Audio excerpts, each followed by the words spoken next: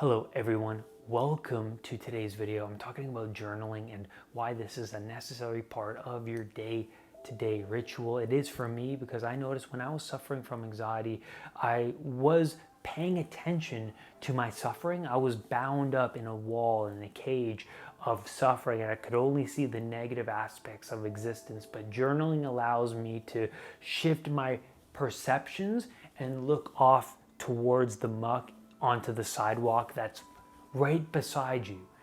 It's literally there, and you can just step off and you can walk down this thing. And it sounds easier, it's easier said than done, but journaling helps you step onto this sidewalk, and I'll tell you why. And I'll also guide you through a structure for a journal. Like, what do you write about? I get this question a lot. What do you write about? Because, like, really, you're not going to really sit down and journal when you're like, where do I begin? How do I structure it? What's the best way to go about it? I'm going to tell you from my experience the best way to approach journaling. And this is what I do on a day-to-day basis. So first of all, we get stuck in a habit, in a routine, right? And it could be the same thoughts, same emotions.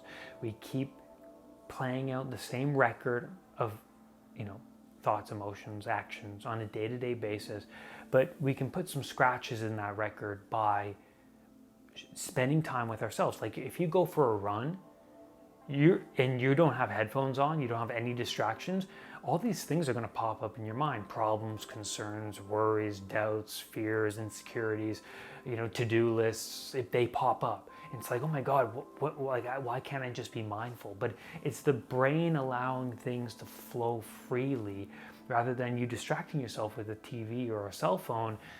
These things can come up and you're like, well, they're important, right? They're like, pay attention to me.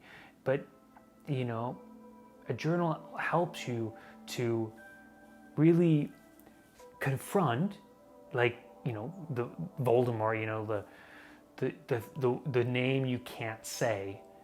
But if you say it and you acknowledge it, you realize that it doesn't have as much power as you think it does. Writing things down, like fears and insecurities, shines a light. It's difficult to write them down. Part of you doesn't want to do that, and I noticed that within myself. I don't want to write those things, but writing them down shines a light on the things that you just don't want to realize or acknowledge. And that's really important. But then you also realize when you do write it down, it's not as bad as up here in the mind. It's not as bad. Okay? So the first thing I want you to do in a journal is write down 3 things you're pleased about doing today. You're pleased about doing. You did some difficult things that you don't usually do. Maybe you got some things done on your to-do list. Maybe you meditated today. Maybe you got up at 6:30 and you didn't want to. You felt awful. Or maybe you avoided sugar today. Or maybe you got yourself to the gym. Maybe you made your partner some food, or you vacuumed, or you got stuff done even though you didn't want to do. You went on a run, or you read a book. The list goes on, but it could be any of those things that you're like, I'm proud of, I did that today, Write those things down, because you're shining a light on the wins rather than the problems, the losses, right? David Goggins talks about this, and who I'm a great admirer of. He says, we have this cookie jar and we reach in when things are difficult. We pull out our wins throughout our lives, accomplishments that we can do more. He's talking about pulling out potential from this jar of wins, right? We have more to us than we realize, and we forget about that when we are suffering. So reach in there, pull out that win, and by writing it down and say, hey man, look, yeah, I'm really happy I did that, man. And when you write that thing down, you're really cementing something in, because thoughts come and go, but there's something about writing that makes it almost permanent, or it makes it even more powerful than even in the mind. And there's something to that, right? And Jordan Peterson says, writing is thinking. You're spending time with your mind, and we want to distract ourselves with electronics, but like David Goggins says, the mind is the most powerful thing ever, right? Ever. And we neglect it at our own peril. And it withers away into comfort, and we then walk into holes, and we then engage in self-sabotage, and we wind up in places in hell, really. So write down 3 things you're pleased about doing today. The second thing you want to write is 3 things I'm grateful for, because like I said, we pay attention to the muck, but hey man, look, what do you have going for you?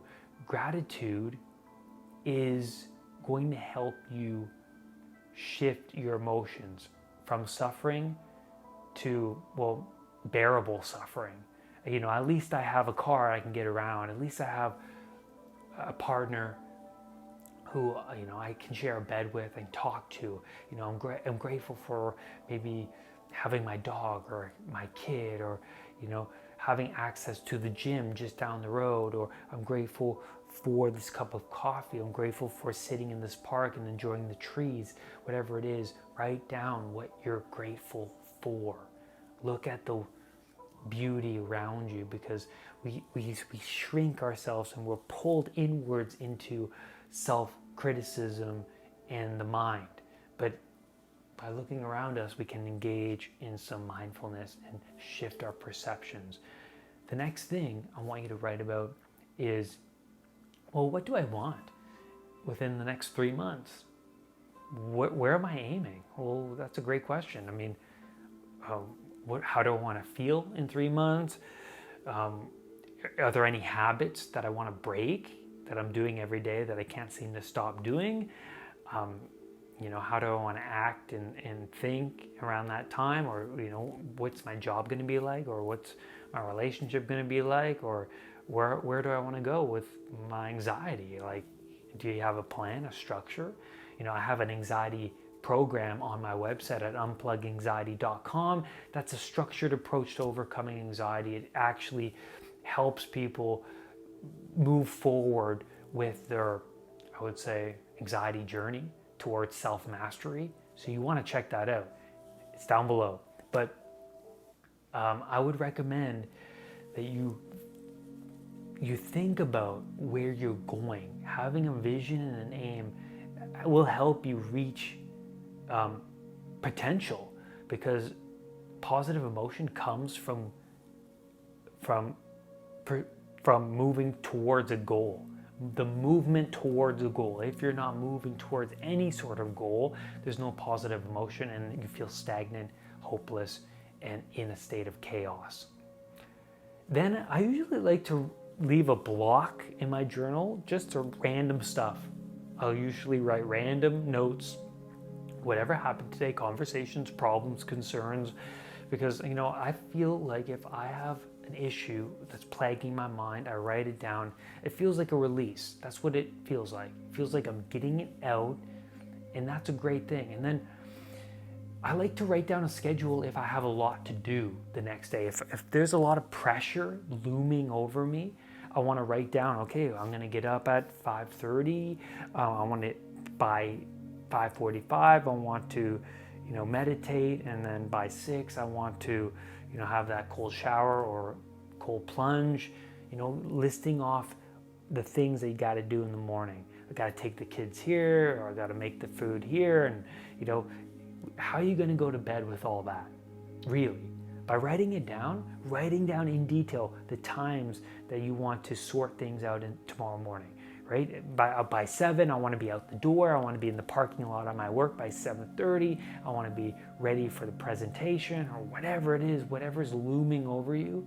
Write it down so that you're not waking up at 7:30 or 7:30. You're not waking up at like 3 o'clock in the morning with like concerns and worries. Okay, that's what you want to do. It's really important. And then just note that a journal is very personal. It's a sacred space in your day. It's sacred, that nobody can take away from you. It's personal, right? right? Feelings, emotions, concerns.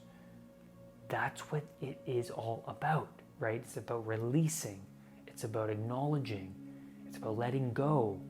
Journaling is so powerful because, like I said before, writing is thinking. And that's where I'm going to leave you today, guys, on this video. Remember to leave your comments. Do you journal? Are these tools, tips helpful? I journal every day. I make it a practice. And I noticed that by journaling, well, here's the thing. Here's what I've noticed. Here's a big thing. I would write down something I'm pleased about doing. And I'll notice by tomorrow morning, I'll remember journaling about it.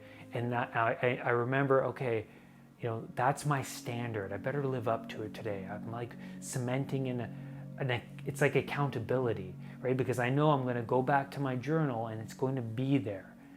I'm holding myself accountable by writing it down. It's like cementing something in stone almost, right?